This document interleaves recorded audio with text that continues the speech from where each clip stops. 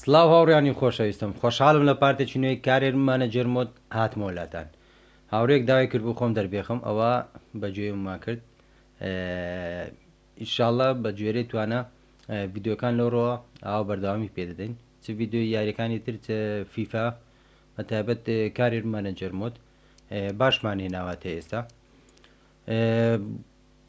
دوو یاری ڕیکۆردم کرد ڕیکۆردەکەم لێ سەقەت بوو بەڵام گۆڵەکان باشە مایە باش یاری نیوکاسل ئیشاڵە گۆڵەکانی هەردوو یاریتان بۆ دادنین بەرامبەر جیرۆنە یەک بەیەک بەرامبەر بووین لە ئەبتاڵ ئەوروپا بەرامبەر فولامیش سێ گۆڵمان کرد نەمتوانێ ڤیددیۆدانێ بەڕاستی سەقەت بوو یاڵە با بەردەوام بین بەڵام ئەگەر دەتانێت بەردەوام بین و ڤیددیۆکەتان بەدڵە و شێوازەکەتان بەدڵە دەتوان لایک و سەبسکرایب بکەن بۆ ئەوی بتوانین بە شێوەیەکی باشتر و بەردەوامی بەردەوام بین بە بەردەوامی چاومانن یاڵە یاری جام بەرامبەر نیوکاسل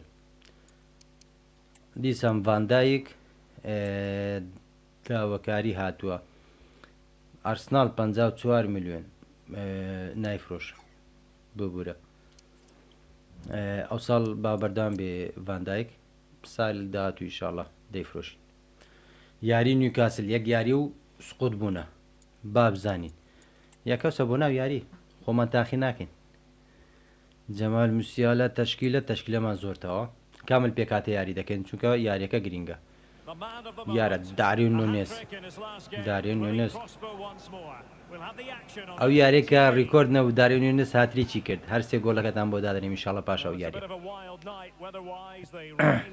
جۆلینتۆن یاریزانی نیوکاسل یاڵە بۆ ئەو یاریە گرینگە باوچینە ناو یاری بارانیشە جەوەکی خۆش بۆ ئەم یاریە دەست خۆش جەمال موسیالە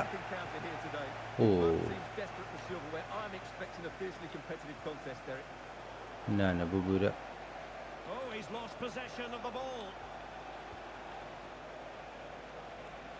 یاڵە باز مەجال دە سلاح شوتکە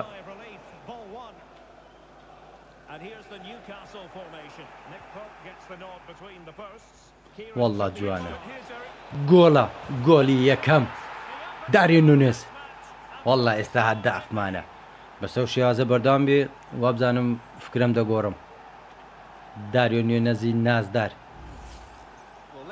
گۆلی یەکەم ناو تۆپە دەرنایە زۆر جوانە زۆر ئێمەش چۆن دەتفرۆشین بەس پاساتەکە لە گۆڵەکە لە پاساتەکە جوانتر بوو گۆڵێکی یەکجار زوو زۆر گرنگ بوو ئەوجا ئێستا دەتوانین بە ئیسراحەتتر یاری بکەین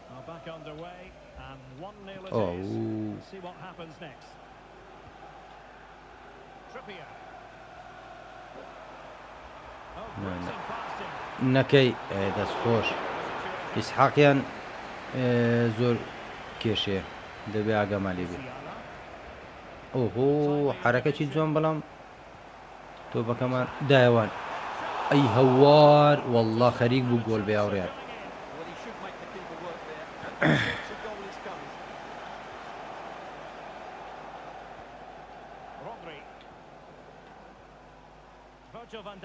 ئۆ نێش پاساتەکە بدەم بەڵام ئەی هەوار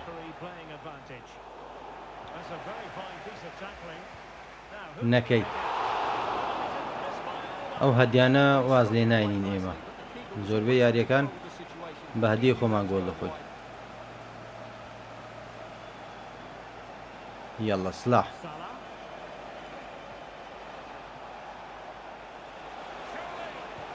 ئەی هەوار لە نونێس ئەی هەوار پۆ یەک لە یاریزانە زۆر زۆر باشەکان ڤاندایک ئەوە چی کردەوە خۆ ئاوت بوو تۆپەکەی ناوە ناو مۆزۆی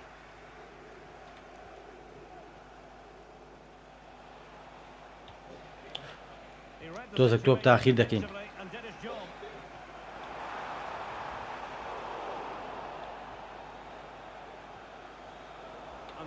یاریەکە زۆر قورسە نیوکاسل خلاف یاری جامیشە خۆت بوونە ناو یاریگای خۆشت بێگومان تیپەکان دەبنە ئاگر بە تایبەت نیوکاسل خۆی ناو یاریگای خۆی قورسە دەست خۆش یاڵا لەوەی جوانتر ئەی هەوار لە نۆنێس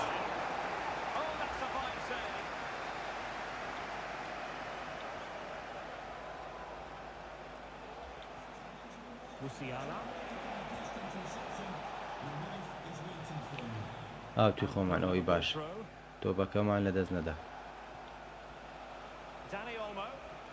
سڵاح نا وەڵڵا ئەوە پاس نییە بەزدەی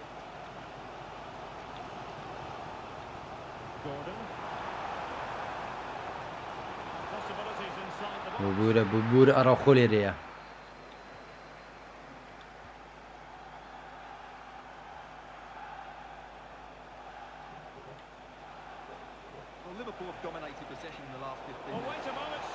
ئەی دەست ئەی هەوار لەو گۆڵی سلاح بتخۆم محەممەد سلاح داری نوێنس گۆڵ دەکە و گۆڵ دروزەکە ئەوەیە یاریزان ئەوە بەردەوام بە ناترۆشین ئەی هەوار لەو گۆڵە جوانە محەممەد سلاح وڵای ترسان بە یاریزانەکەی نیوکاسل کەوی بەس باش بوو نانە سەیستی پێکرامان ناگرێ زۆر بێز بینە تاوا دەستمان لێ ڕاتوە لە لیڤەرپول ڕاستنەوەی زستانە بەهێزتریشی دەکەین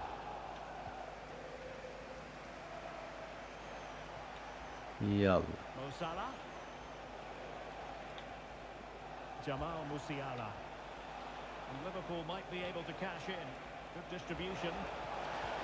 ئەی هەوار گۆڵی سێم ئەوە گۆڵ بە زۆر گرنگ بوونیوە یارزانەکانم پشوو دەدا جێمی دوو وەڵڵا مەجە ئەی دەستخۆش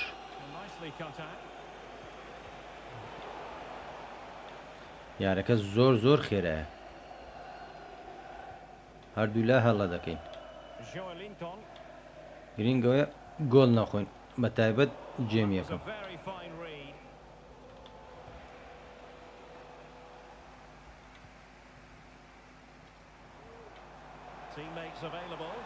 دەستخۆش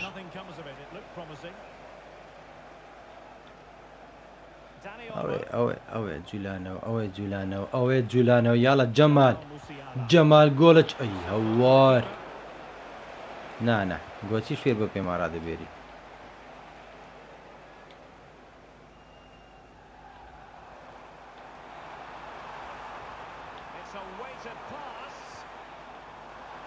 ئارنۆد نێڵی دەستخۆش ڤاندایک دەستخۆش ئەی هەوار چیس ئاجە گۆردۆن ئەو بزانم ئەی هەوار وڵا شانسمانە بۆ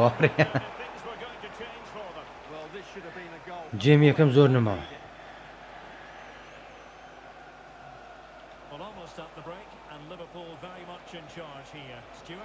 دەی ڤاندایک تۆپەکەمە دە ڤاندایک وەڵای ئەوانە کێشەنە بە قورعان دوو گۆلیشیان خواردەوە جێسی قەنینە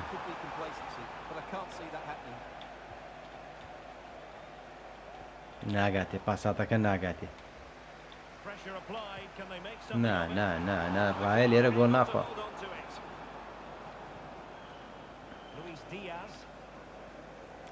ئەی هەوار داویز لە پێشتە وەڵڵی FC 25 ئەو پاساتی زۆر مشکلیە زۆر خەتای خۆشمانە پەلەپەل دەکەین فاولی نیوکاسل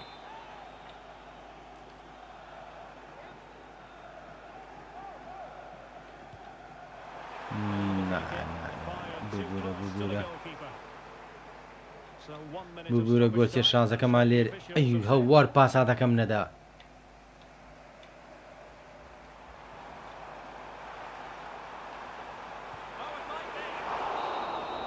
وەڵڵا خەتەر بوو گرنگەوێت جێم یەکەم دوو گۆڵ لە پێشین و گۆلیشمان نەخواردووە ناچار مندەک یاریزان دانیشێنم چکە یاری جامە بەڕاستی یاڵە جەمال جۆنس دووبارە ڤاندایک دادنیشێنم توانای دابەزیەوە دیازیش کێزە بەس بە مێزەکە بەسە خۆماندا قوڵب نەکەینەوە تەبدیلات زۆر بکەین و دوای کۆنتترۆل یاری لەدەست دەین.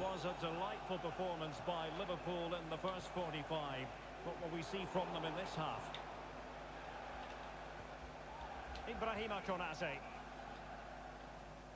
realizing that it might be opening up on the opposite flank. زۆر جوانە زۆر جوانە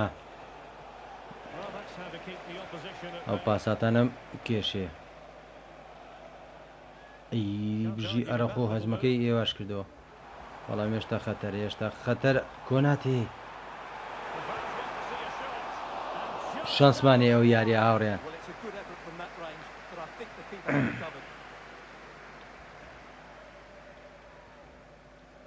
Dani Olmo.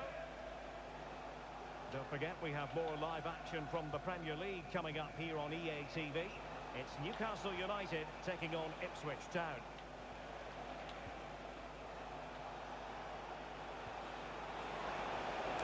هەوار مەجالی نەدا ڕاستە خۆشوت کەم چی لەو یاری ئارنۆت کرد ئارنۆت لایانی بەرگری بەڕاستی خراپە بەڕاستی گلەیمان لێ هەیە گۆلی یەکەم ئیسحاق ئیساک لە یەکەمەوە زانیم ئەو تۆزە کێشەمانە دروست دەکەم بەڵی بە دوو گۆل بخۆینەوە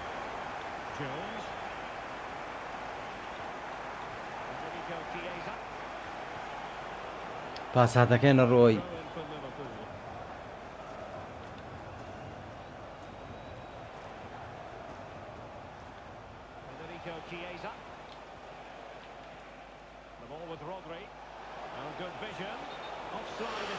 ئۆفساید ئەزینە شتێکی جوامە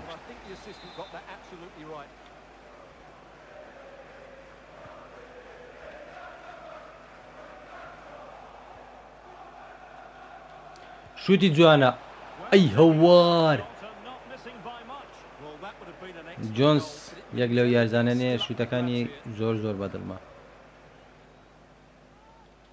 ئی خۆمانە براکەمی خۆمانە گۆلی سێم بکەین سرعت دەکەین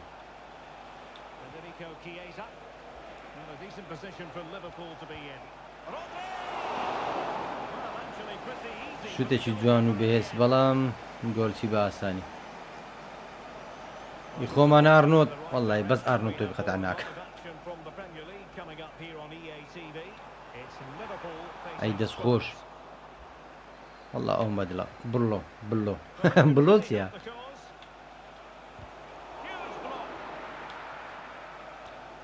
تۆزە لە کاتی شوت و شتی پەلێ دەکەم باش بوو ئارنۆت باش بوو تۆپەکەت خەتە کرد بەڵام لە مەسلحەتی ئەوانە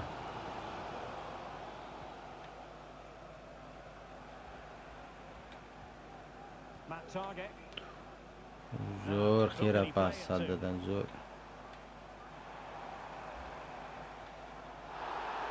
فاولیوان هەر تۆپەکەی قەتع نەکەم باشتر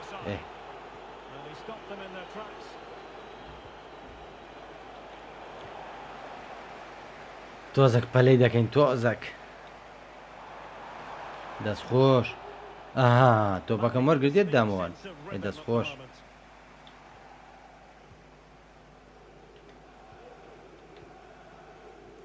Alphonso Davies. Konate. Possession is the watchword inside their own territory. نا والله نەمدایتەوەی کاکە کۆناتێ لێرێ ترست نەبێ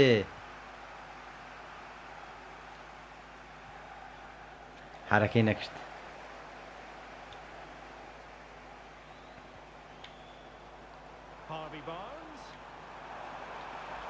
ئارنۆڵد زۆر مشکل نەکەی ئۆفساید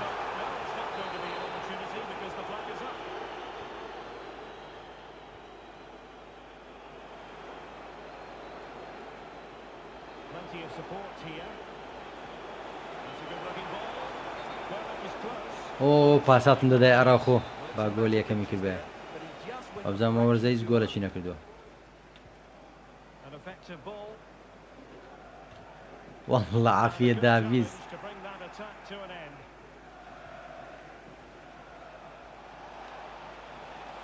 Chance to cross. In position. اي هوار. Decent piece of defending.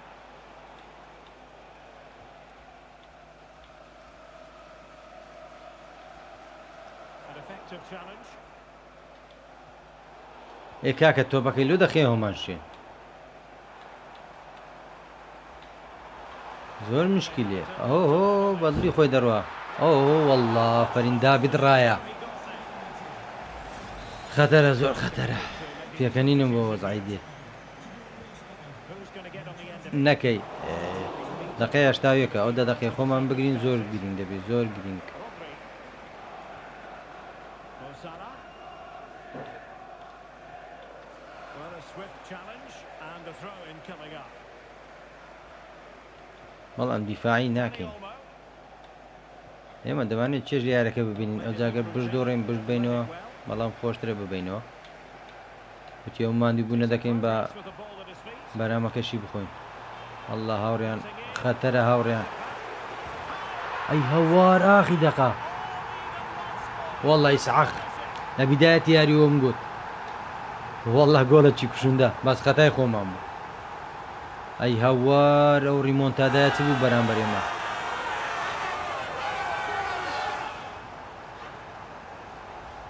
Well, let's have another look at this because he does. او جنازانم دبتا ياري دوم ياخد يكسو دبتا لداني سيزا Showed a lot تكا of composure there.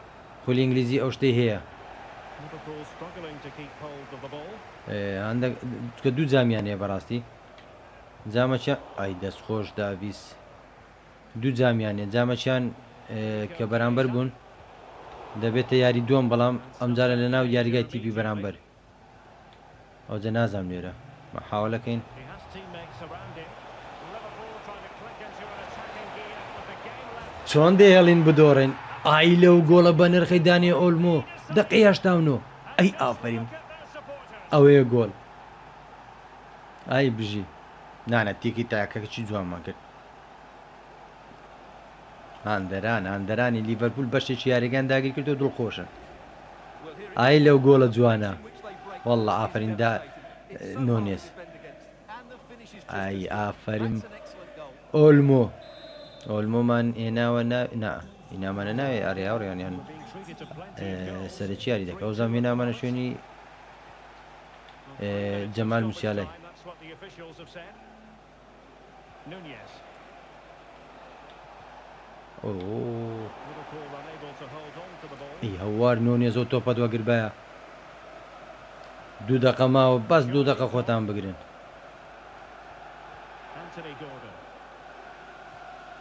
ئەوستەکەوە وەڵی دەست خۆش کاکە بردمانەوە وەڵی دەقێشتا چەند بوو گۆلمان خۆراوڕیان گوتم یاریەکە ڕۆی To the next round. بەڵام Quality and attacking area. گۆلی سێممان کردو یاریەکەمان بردەوە Desire to defend. بۆ پێش کۆتایی بزانین تۆتنامیش دۆڕە بۆ زام ڕێگامان ئاسان بوو لە جام مانیونایتد ماوە مانستیژ ماوەڵە ئۆ تەنیەک تیپی لاوەز ماوە Played through nicely. یاڵە جەمال ئەڵڵا لەو گۆڵە جەمال ئەی هەوار چ گۆڵە چی جوان What a real opening now. گۆل یەکەم And there it is. گۆڵ گۆڵ گۆڵ Van Dijk. Can he put it away? ئەی هەوار گۆڵی دووەم دووبارە داریۆ نونێز بەڵام Opportunity. هاتریکانۆ To make it a hat-trick. یاریەکان قورسن دیۆگۆ جۆتە داوا دەکە گەمەی بکاتن تۆ بۆ فرۆشتنی ناڵێم مشتێکی باشە بێ دەیفرۆشم بەڕاستی یاری ئەو جارە بەرامبەر تۆتنام لە ناو تۆتنام ئەی هەوار لەو یاریە خۆشە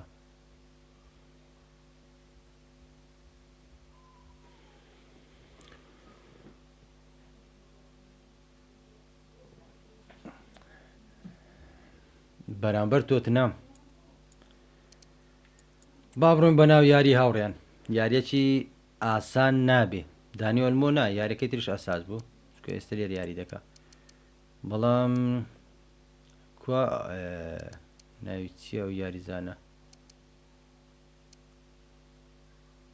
ئەو کا ئەو یاریزانم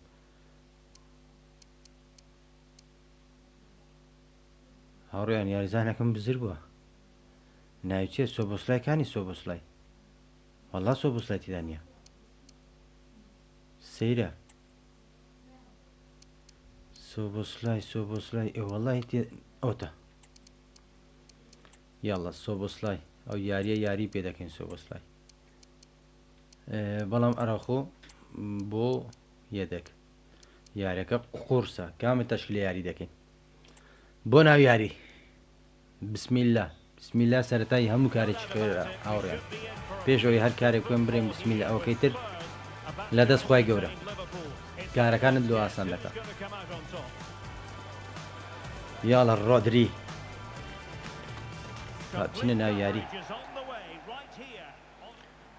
دڵنیا بن یارێکی ئاسان نابێت ناڵێم زۆر قورسە بەڵام ئاسان نابێت یاڵ سۆن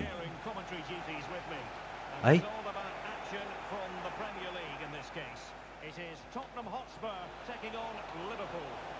ئەوە چی کرد سلاح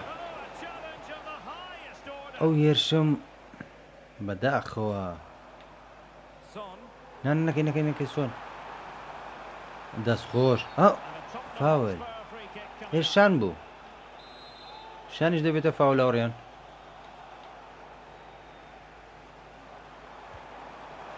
ئۆی هەوار لە سۆن لەکوێ ڕاشود دەکا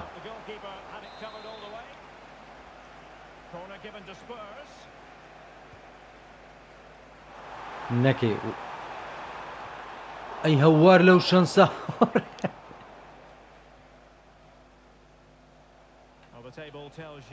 ئێ وەڵڵا جوانە سلاح ئای دەستخۆش سلاح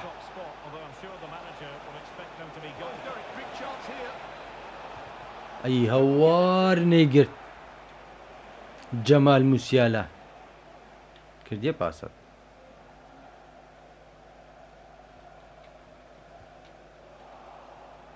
نابەدەستی نەکەوت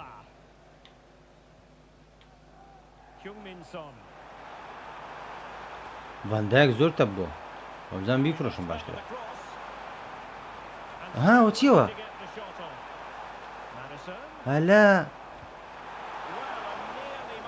بۆ بەناو دەکەوی هاوڕێن زۆر بە ئاسانی وتمان قەینە بەس ئاواژ نا وتمان بە بۆشایی دروست بێ هەڵە دەکەی بەڵام بەو شێوەژ ئەی سلاح خۆت تۆپەکە وەگرەوە سلاح ئێ وەڵای تۆپەکە دووەرگرت مەعقول نییە باشە ئەوە حاڵە وەڵا ئەو گۆڵە مەعقول نییە کۆلجێڤسکی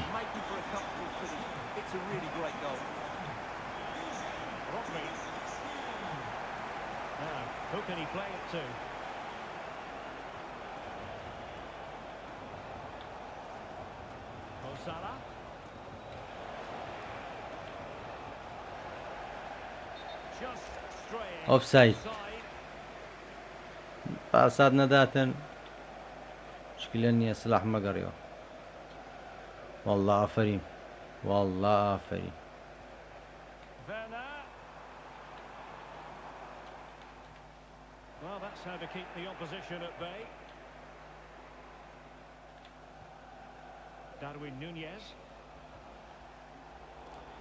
ناگاتێ و سلاح پاساتە چ بوو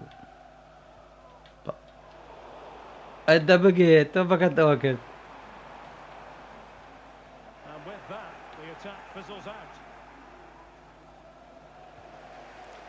ئەو هەموو پەلە پەلێم لێ چێت تازە شۆرت یەکەمە جێم یەکەم ئەو جارێ زۆر ماوە ئێ وەڵڵای مەعقول نییە ئەوە چییەوە پاساتە ناشینە ئەو پاساتی دایە چی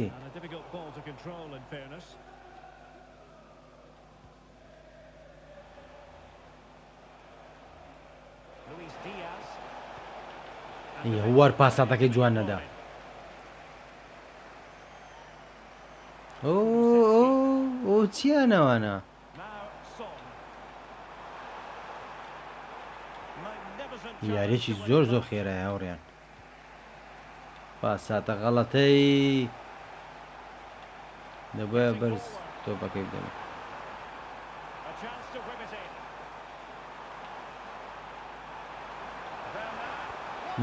نەکەی ئەی هەوار دوو بیت ئەی هەوار دوو گۆل Much to the annoyance of the keeper. هەر دوو گۆل حساب کە یەک شێواز بوو نا ئەو میاریزانە درێژەی من So back underway with the scoreline standing at 2-0. That's a good ball.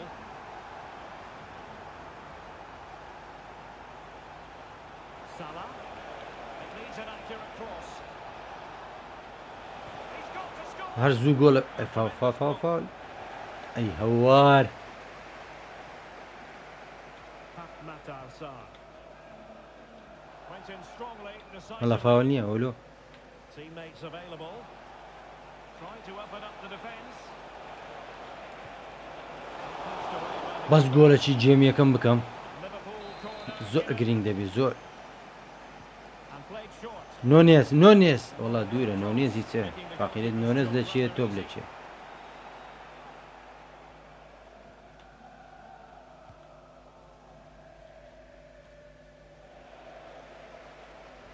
And fine work from Liverpool to win the ball back. Konate. Can he put it away? ئەی هەوار It's out of the top drawer. Super stop. ئەی هەوار ناچێتە گۆل کاکە ناچێتە گۆل وەڵا وەزعمان شەر هاوڕێیان Bentancur.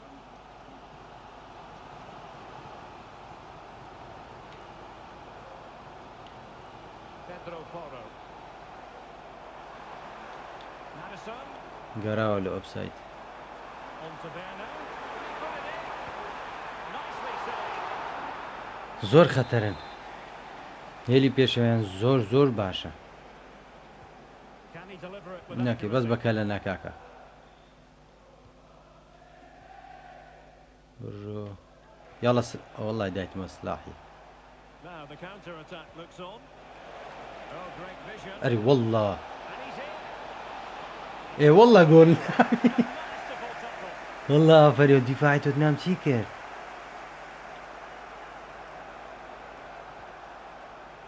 Oh, Salah. Trying his luck. ئەی هەوار لە سلاح Good goalkeeping there. ئەو مێرشە بێ ئەنجام Pedro وەڵا Porro. تۆتنام گۆل نەخوا زۆر مشکی لێ شۆرتێکم And now with Kulusevski. پێش یاری گوتم هاوڕێیان گوتم ئەو یاریە ئاسان نابێ بە هیچ جۆرێک ئاسان نابێت گۆلی وەڵا شەنسمانە بوو ئەی هەوار لە ترسان تۆپەکەشماندا جێم یەکەم خلاص وەزعمان باش نییە وەزعمان کوو بڵێ خراپە So back in business, the second half underway. It was a below par effort from Liverpool in the first 45. No getting نا away from نا that.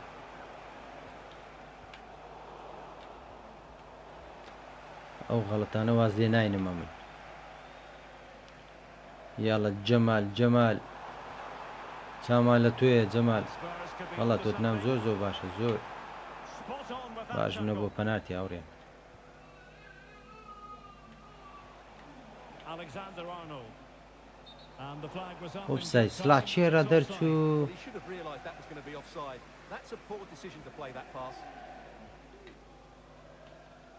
دەست خۆش کۆناتی کورە کاکە دەوەرە پێش جەمال This is the home of live football, EA TV. ئەی هەوارە وەڵا From the Premier League. ئەوانە هەڕەشەی دەکەن Tottenham Hotspur. هەرگۆلی سێم خۆین یان یاریەکەتەوە Racing forward, trying to catch them out. Well, they need to get bodies back. کورە ئاخی داقە تۆپەکەت لە پێش لا دەبن ئەوە چنەوانە This attack looks highly promising. Will he finish? هاوڕێیان گۆلی سێ وەڵا داوید ڕایەوە دوو جارە مستحقین گۆلی سێم بخۆن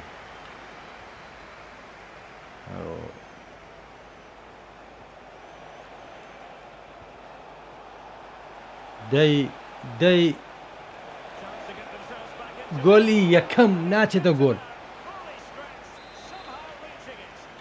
والله وەزعەکە کوبرێ خراپە. Now the cut back. Could reduce the deficit. نۆنێز گۆل نەبوو. As it was looking promising. کاکە گۆل نابێ ئەو یاری هاوڕێیان. بەڕاستی وەزعمان شڕە.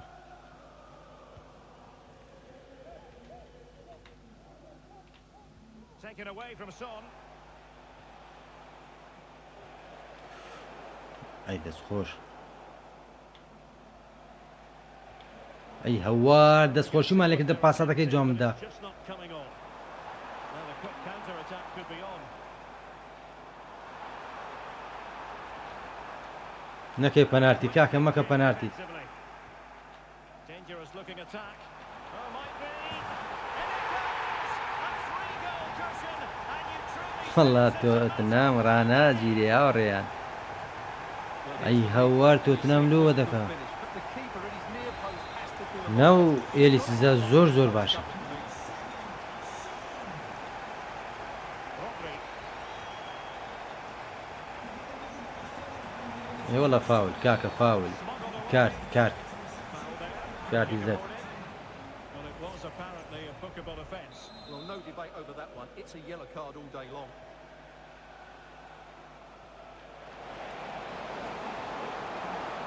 پەنارتی ئەی هەوار هۆچی ئاوتیش.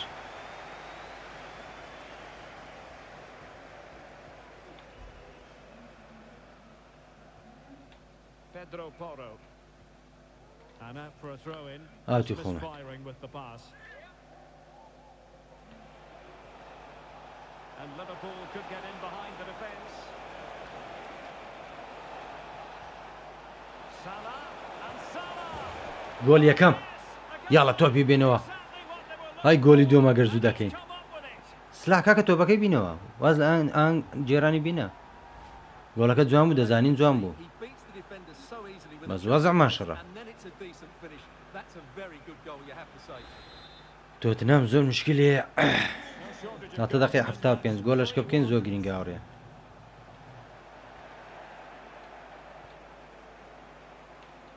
ئەی وەڵڵا breaks down, but ئەی هەوارەوە گۆڵ بایە. advantage Spurs. ئەی هەوار.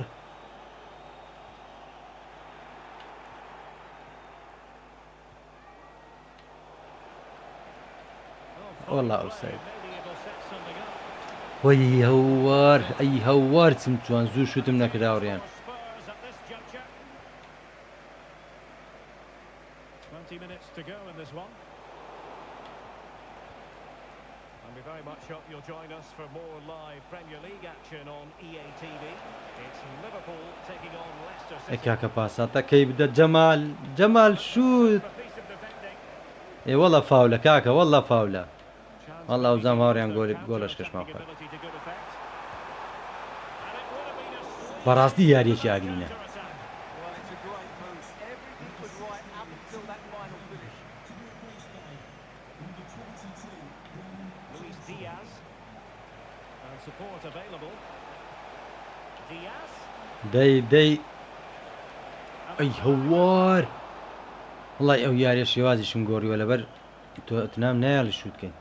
Son. سۆن زۆر ئەزیەتی داین ئەو یاریە.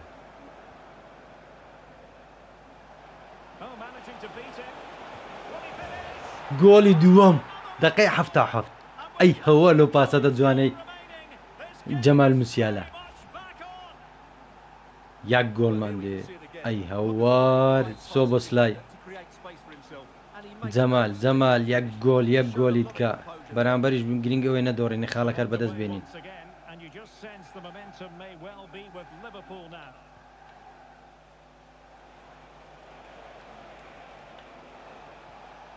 Mo Salah. Defensive Brazilians to shut them down. And a top Oh, فاولة. free kick coming up. یاڵە درێژن دیفاعەکانی من گوناحە گۆلی سێمم خوارد بەکەللا. Did his job. دووەم بوو وەبزانم دووەم بووە. Luis Diaz.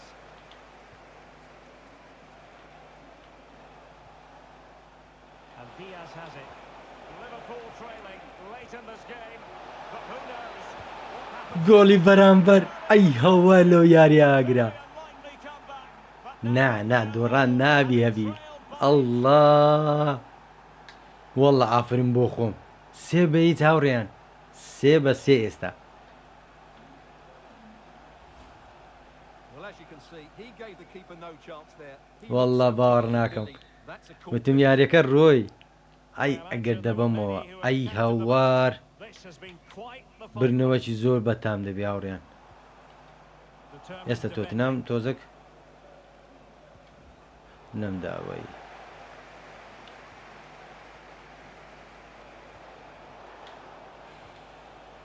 ناوەڵی معقول نییە ئەو پاساتە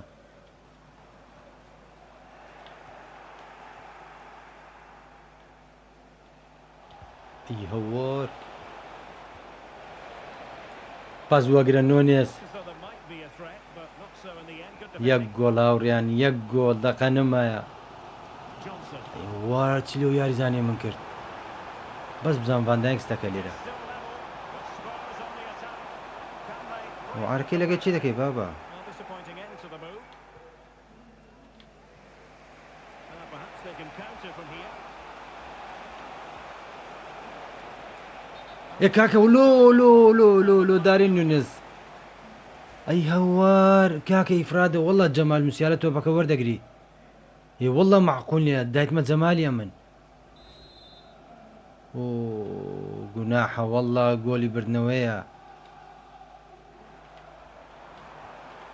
یەک دەقە Away by Spurs. Szoboszlai. And return to Salah. ئەی هەوار To thwart the danger. ڕۆی هاوڕێیان گرنگۆیە نەدۆڕین یاریەکی قورس بەڕاستی قورس بوو This match ends in unity. From the ببوور Liverpool point of view, what did you make of it? وەڵڵا یاریەکی هەتا بڵێ بە چێش بوو هیوادارم چێشتانی بینیوێ زۆر بەهێز بوو زۆر یاریەکی هەتا بڵێ قورس ئۆ هاتینیەکەمیش هاوڕێیان بە بەرامبەر بوونیش هاتینیەکەم ئەوەیە خۆشی بەرامبەر بووین سێم بووین ئەڵا سێمین هاوڕێیان ئۆ لیڤەرپول سێم تەنیا ئێستا دووەمین سێمین وڵا لەگەڵ مان یونایتد نەفسی خاڵمانەیە لەگەڵ مانستی 2 خاڵ لە پاشین کێشە نییە بمان برباوە یەکەم بووین هاوڕێن با پارتەکە لەوەی درێژتە نەبێتەوە هاوڕان ئینشاڵە لە پارتی داهاتوو دێم وڵاتان هەتا ئەو کاتە هیوای دڵخۆشی بۆ هەمووتان دەخوازم تا ئەو کاتە خواتان لەگەڵ